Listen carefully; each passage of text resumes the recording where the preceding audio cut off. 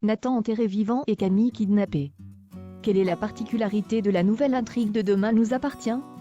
Dans les prochains épisodes de Demain nous appartient, Nathan et Camille seront les victimes d'un mystérieux agresseur qui promet de terroriser la ville de Sète.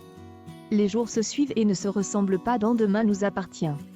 Tandis que le mystère entourant la disparition d'Alain Lehaut a enfin été levé, c'est une toute nouvelle intrigue qui attend les téléspectateurs dès lundi soir sur TF1. Intitulée Pieds et poings liés, cette nouvelle arche narrative promet de semer l'inquiétude dans la petite ville pas si paisible que ça de Sète. Dans la bande-annonce disponible sur la plateforme MYTF1, les lycéens passent une petite soirée tranquille au Spoon. À cet instant, Dorian, Camille, Adam, Amel, Nathan et Julie sont alors loin de se douter que ce moment de convivialité va virer au cauchemar. À commencer par Nathan qui sort du bar bien mal en point. La tête qui tourne et les oreilles qui sifflent, l'adolescent titube dans les rues de la ville avant de s'effondrer inconscient. Mais ce n'est que le début des ennuis pour le fils Pelletti et ses amis. Quelques jours plus tard, Julie débarque au commissariat pour signaler la disparition de son demi-frère qui n'a plus donné signe de vie depuis 2 jours.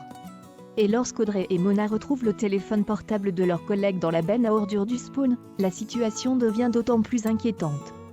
Tandis que la police lance un avis de recherche pour disparition inquiétante, l'enquête va prendre une tournure inattendue. Sa sœur n'a pas dit qu'il avait bu juste un cocktail? Ça veut dire qu'il aurait été drogué? Déclare Damien en découvrant les images de Nathan qui s'évanouit dans la rue. Visiblement, le policier a visé juste puisque dans les images suivantes on peut voir Nathan enterré vivant dans le sable jusqu'à la tête avec une pancarte à côté de lui sur laquelle on peut lire « Drôle ». Heureusement, les enquêteurs semblent avoir retrouvé l'adolescent avant qu'il ne soit trop tard. Malgré tout, on peut légitimement se demander qui peut bien lui en vouloir. Entendu par la police, Etienne Patrick Guérino raconte de son côté « J'ai surpris une conversation téléphonique. Son père s'engueulait avec quelqu'un. Apparemment, il sait qui a fait ça à son fils. Comme souvent dans les mauvais coups qui ont lieu à Sète, Victor Brunet pourrait bien avoir un lien avec tout ça.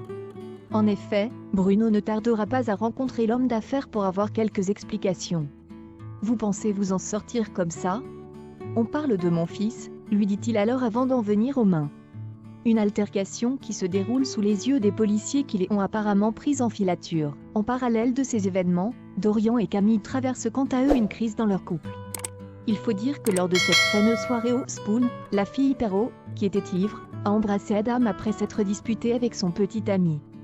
Un moment d'égarement qui a été pris en photo et publié sur les réseaux sociaux. Forcément, quand elle cherche à expliquer à Dorian ce qu'il s'est réellement passé, ce dernier, qui en a marre qu'elle se moque de lui, refuse de l'écouter. En pleurs, la jeune femme laisse quelques heures plus tard un message sur le répondeur de Dorian dans lequel elle lui présente ses excuses. Pendant qu'elle marche dans les rues de Sète, une personne vêtue de noir fait irruption puis lui injecte un produit dans le cou. Camille perd alors connaissance et s'effondre au sol. Que cherche ce mystérieux agresseur? Et pourquoi s'en est-il pris à elle? Est-il celui qui a drogué Nathan? Si les prochains épisodes du feuilleton quotidien de TF1 ne manqueront pas de répondre à ces questions, tout pourrait être en réalité lié à Dorian et la famille Curti. Il y a quelques jours, Patrick Guérino avait ainsi confié à notre micro qu'Étienne allait devoir assurer la protection de sa famille avec force. Et le comédien de poursuivre, le passé d'Étienne va ressurgir car il a eu une jeunesse un peu compliquée. C'est peut-être probablement pour ça qu'il a décidé de prendre la mer et de fuir le monde dans lequel il vivait. Ce passé va lui éclater au visage et il va devoir s'en dépatouiller, s'en expliquer et s'en expier.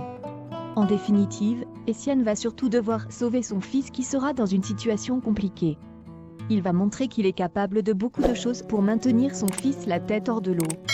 Le rythme de ces dernières semaines n'est donc pas près de ralentir dans la suite de Demain nous appartient, et de nouveaux mystères devront être percés.